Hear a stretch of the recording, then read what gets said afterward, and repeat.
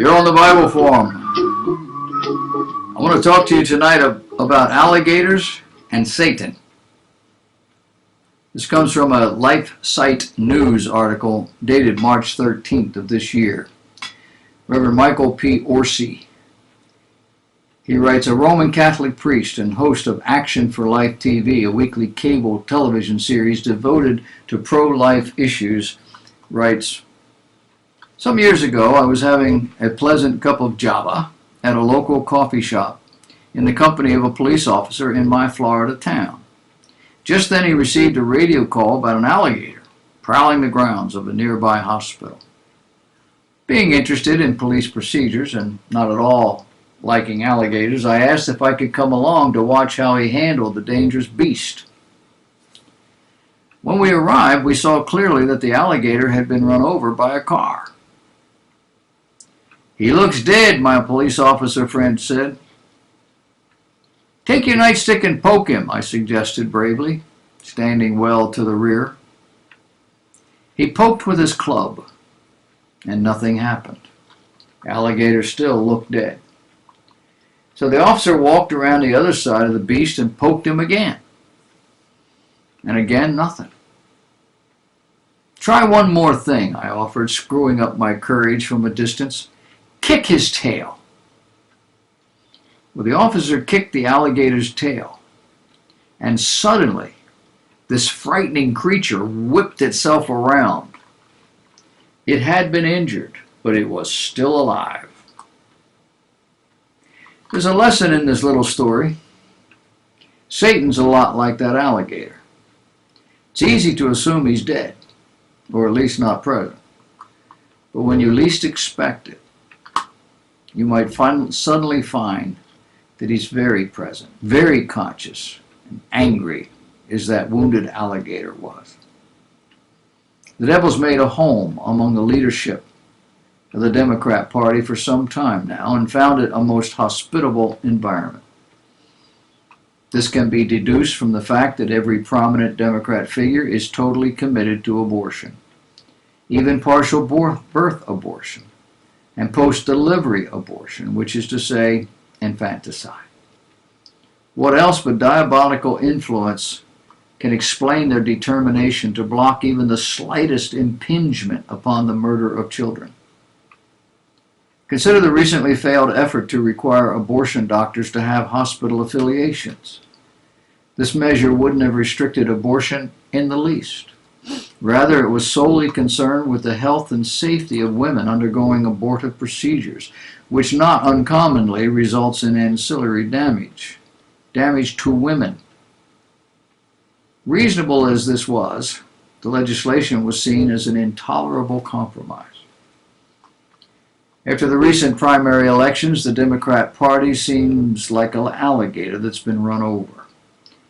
Its would-be presidential nominees have been viciously tearing each other to shreds until the field is now narrowed to Bernie Sanders and Joe Biden. I'll tell you how old the article is.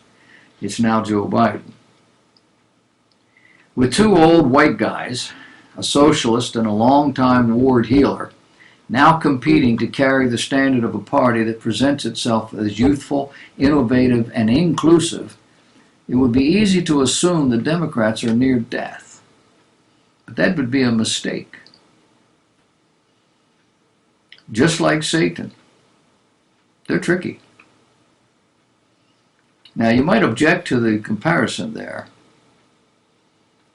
but which of the two main characters in the Bible is the deceiver? If you believe killing innocent unborn babies, which of these characters would you line up with? Oh, and killing anything that looks like a human baby found in a human womb in the process of maturing in order to be able to live and function on its own as a human being is probably a baby.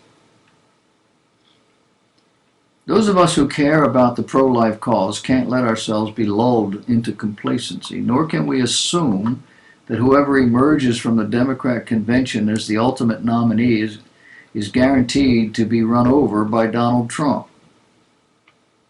The author says, I'm from Brooklyn. Trump is from Queens. I sometimes feel that I grew up with the president And to tell the truth, I would never have expected him to turn out to be as good as he has, especially regarding life issues. At the March for Life back in February, I found myself mesmerized at the beautiful speech he gave. Speaking to a crowd of about 100,000, mostly young people, he emphasized that every human life is a miracle and every child gives joy to a family. How long have we waited to hear something like that from a president of the United States? Not since George Bush III.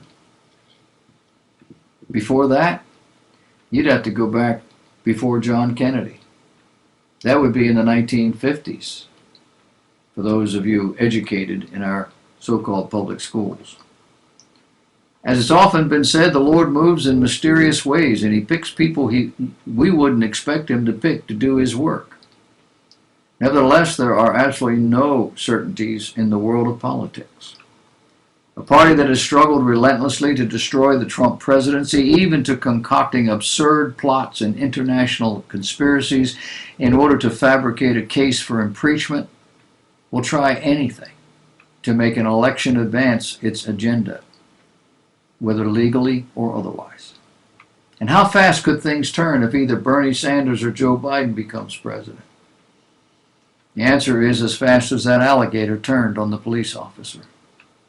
Abortion's only the beginning. Here in Florida, there's already a death with dignity bill in the legislative pipeline, Senate Bill 1800. Death with dignity, of course, is a euphemism that means we can put people to sleep just as we might do a sick dog or cat or a wounded alligator. And Florida's just a bellwether. Can you imagine that such proposals wouldn't become legislative priorities under a President Biden? In the second book of Kings, the prophet Elijah faces a battle, which, according to the situation, indicates he's likely to lose. His servant sees the enemy and despairs of life itself. That's until the prophet asks God to open the servant's eyes that he might see.